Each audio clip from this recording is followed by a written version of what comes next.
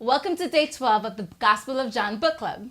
And in today's reading, a boy gets healed and Jesus never goes to see him. So our reading for today is in John chapter 4, verses 43 to 54. At the end of the 2 days, Jesus went on to Galilee. He himself had said that a prophet is not honored in his own hometown. Yet the Galileans welcomed him, for they had been in Jerusalem at the Passover celebration and had seen everything he did there. As he traveled through Galilee, he came to Cana, where he had turned the water into wine. There was a government official in nearby Capernaum whose son was very sick. When he heard that Jesus had come to Judea to Galilee, he went and begged Jesus to come to Capernaum to heal his son, who was about to die. Jesus asked, "Will you never believe in me unless you see miraculous signs and wonders?" The official pleaded, "Lord, please come now before my son dies." Then Jesus told him, "Go back home, your son will live." And the man believed what Jesus had said and started home. While the man was on his way, some of his servants met him with the news that his son was alive and well. He asked them when the boy had begun to get better, and they replied, "Yesterday afternoon at 1 o'clock his fever suddenly disappeared." Then the father realized that that was the very time Jesus had told him, "Your son will live." And he and his entire household believed in Jesus. This was the second miraculous sign Jesus did in Galilee after coming from Judea. Yeah, I love that. I love it because it's like, man, like what faith did this man have? And I think, real faith, I think, is really followed by action. Like there's a testing to your faith. And if it's real, because I think sometimes we get caught up and we just want to believe. And we think that believing is enough. Oh, I believe. But isn't belief faith? I think it's a part of faith. I think there's a part of it where you have to believe for it to be faith. Yeah. But I think faith is, the Bible describes faith as the substance of things hoped for. So when you think of a substance, like there's an actual material there, right? And so you're hoping for something, but the Bible is saying that faith is actually there when you're hoping for it. So believing regardless of what you see. So it's the substance of things hoped for, but the evidence of things that you can't see. So you're hoping for it, but you believe that there's a substance there, even though you can't see it. And then the evidence of things unseen. And even though you can't see it, your faith is the evidence that it's happened. Give me an example. Oh, I'm like, man. Well, I'm almost there with you. Okay, so I want to give an example, but I want to pull out some things from the text first. Okay. Just so we can kind of just see it, because I think there's a beautiful example right here. Awesome. In the text. Yes. And then I think, you and I have had some real life examples of faith. Absolutely. And how we've really trusted Jesus. That's the only way we'd be sitting here right now. This stuff wasn't real. I could be doing other things. We could be doing a lot but this of is other real. things, but this is real. This is real. And so we're just really just sharing our heart for this. Is really like, listen, we want everybody to get the experience, the fullness of the life that we get to That was it live. for me. I'm like, this stuff is real. I couldn't deny it anymore. Like, this is Okay, now here's what's funny is everybody's probably out there like, what are they talking about? Okay, so let's get into it. So we're going to get to this, and then we're going to tell some real life stories. Okay, yeah. But I love how in the text for today, so this government official is coming to Jesus. He had seen what Jesus could do already. Yeah. And then he comes because his son is sick. And he's like, Jesus, I need you to come and heal my son. And Jesus is like, hold on. Are you telling me that you're only going to believe me if you see me do it? And it's like, his response right after that is like, Lord, please come. He's going to die. I don't have time. We don't have time to talk. Jesus, like seriously, my son's died. Jesus did that often. He started doing this thing. People was like, he's like on the edge of his seat. He's like hanging on for dear life, and Jesus is like, let's have a conversation.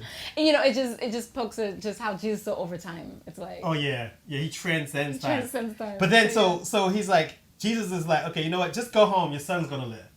And then so I know for the man, and I think one of the things that we have to really just really pay attention to is Jesus told him, go home, your son's going to live. And then the man believed what Jesus said and he just went home. He had to have faith to walk away from that He had to have faith. I love that. That's a lot. Yeah. Okay, okay, like he had to have faith in that moment even to walk away without taking Jesus physically with them. Yeah, because that's really the only other thing. He knew that Jesus had the power to do it, I think, because what he saw at the wedding on day, what was that? I can't remember what day it was, but go back. But he took Jesus at his word, and he believed him. The other choice he had was, no, Jesus, you have to come. And he could have stayed there and pleaded with Jesus. But he went. And then when he goes home, it's like, oh, wow, my son is healed. Oh, my goodness. Wow. But when did this happen? And then they tell him when it happened, and he reflects back like, oh, my gosh, it happened when Jesus said it was going to happen. It was no longer coincidence. It was no longer coincidence. It can't be that. Oh, I love that you say the word coincidence, because what we might call a coincidence, I believe robs Jesus of his glory. Oh, yes. We go through life and say, we see things happen, and it's like, oh, my gosh, like, that is so crazy that these things correlated or happened, and they transcend our ability to understand how could these things happen in real time, and we say, oh, it's just a coincidence. Wow, what a coincidence. And we never stop to give Jesus glory. And it robs us of growing in faith as well. Ooh. Oh my goodness. Because unless we stop and say, you know what, Jesus did it, then it's harder to believe him for the next thing or for the bigger thing. Yeah. Because we're so like limited in our thought of what he can do. We are.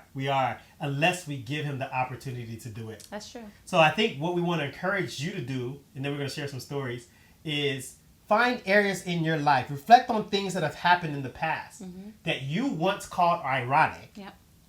And you could never explain it, and consider that maybe it was Jesus doing a miracle. Just give him the credit. Just consider. Just think back to some ironies, some coincidences that happen in your life, and as things start to happen in your life, coincidentally, right? Start to maybe reflect and say, is it possible that maybe Jesus is in this?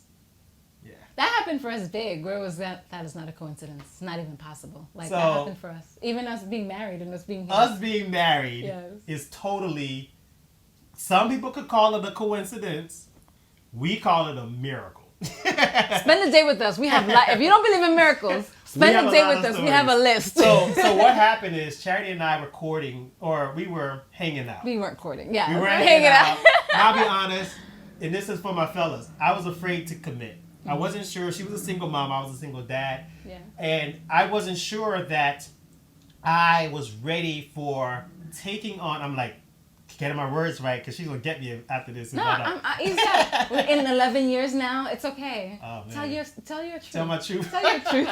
So I wasn't sure that I was ready to be a father with 2 kids on day 1 of my marriage. And I couldn't reconcile that in my mind. And so I was afraid to commit. So I never made her my real girlfriend, but I would hang out with her like she was my girlfriend. It's trying to be exclusive. And so that happened, and I got checked. I got checked by our pastor at the time, and he saw how into me she was. And as her daughter in Christ, and me as his son in Christ, like a spiritual father to the both of us separately, he said to me, "Hey, son, brother, what you're doing is stringing her along. You're playing with her heart." You were. And I didn't realize it. I didn't realize know you were either. And I say this to the men because men, I think, do this all the time because we're afraid of commitment. Yeah. But the reality of what's happening is we're hurting the woman. Yeah. And I strung her along. And so he said, listen, either you need to step up or step off. His words exactly. And I said, well, I'm not ready. I guess I'll step off. And he, in a fatherly way, he just encouraged me, listen, I don't want you to text her. Just completely step away. It's so heartbreaking. And I let her know that, and we had a moment, and it was hard. I cussed him out. I wouldn't say it like that. I didn't feel like that happened. She was very angry. She was very angry. I didn't cuss him out, but I was angry. I let him know. And so that was in November. I forget the year, but it was in November. And I remember praying to God, if that's really the woman that you have for me, change my heart. Yeah. I just can't see how this is going to work. And December went, January went, February went, March went. We got to April. 5 months later, I had a babysitter for the night, and I went out, and I'm on the bus. Charity's not even on my mind. And all of a sudden, it's like, man, I want to talk to Charity. We hadn't spoken in 5 months.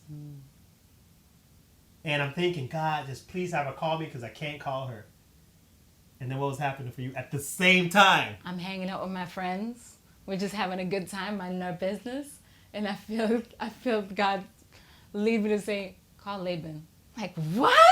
I was just having this dialogue, just like, I'm not doing that. Just talking to myself, like, I'm not doing that. That's crazy. Like, not if we did, I'm not calling him. And I'm like, you know what? Let me just text him because I didn't want to put myself out there. Your friends were encouraging you. They were like, maybe this is it. Maybe he changed his mind. Maybe he's ready, because they were going through my family, my friends were going through the drama, just waiting for Laban to finally say, like, you're the one. Everybody saw it. And I was like, you know what? I'm going to text him because I don't want to be hopeful. Yeah. I lost hope, you know. And like, so while I'm thinking, God, make her call me. I'm praying. I'm on the bus. Within that 2, 3, 4, 5 minute period, I get this text. I have to emphasize, we hadn't talked for 5 months. 5 months. No texting, no calling. Like, and in this moment, as I'm praying, as I'm thinking about her, I'm asking God, please do this. And she does it, and he hooked you up. And literally, I answered the phone because I wasn't the one who initiated, and we talked all night. I remember I was sitting in this 24-hour McDonald's, and the sun was coming up, and we were still on the phone. And a year later, we got married. A year later to the day. We got married. And so some people might say, oh, it's just a coincidence. I believe Jesus changed my heart. I prayed. I asked him in November. He heard my prayer. That was the one for me. He changed my heart. We got married in the hardest of times in our marriage. Absolutely. I look back and I say, okay, this is so hard right now, but I know this is the woman you gave me. I have no doubt in my mind about that. Aww. So and by the grace of God, I'm never really wrestling with, did I marry the right person? Should we get divorced? The wrestling is more, okay, Jesus, you sent her to me, fix her, get her straight, you know. She's bugging out right now. Or get me straight if I'm the one that's the real issue. And so I hope that's some encouragement. I hope that's some encouragement to you. Consider that maybe your coincidences are not coincidences, and maybe Jesus is in the middle of it. And you know what? The last thing I'll say is, when we struggle with faith, I think thinking back to those moments of how God showed up and he did this is like, they're like markers for us to be like, no, he showed up here, he showed up there, he showed up there. So we begin to trust him for things that seem impossible. Yeah, the Bible, in the Bible, after God in the Old Testament would do these miraculous things, he would have them set up altars. Yes. Rocks or things to remind them of what God had done. Yeah. And I think we need those altars in our lives where we can, what you're saying, exactly what you're saying, where we can look back and remember how good our God is, so that no matter what the challenges we're facing today, that we can trust him. Absolutely. We can believe him. And we don't have to see what happens to believe.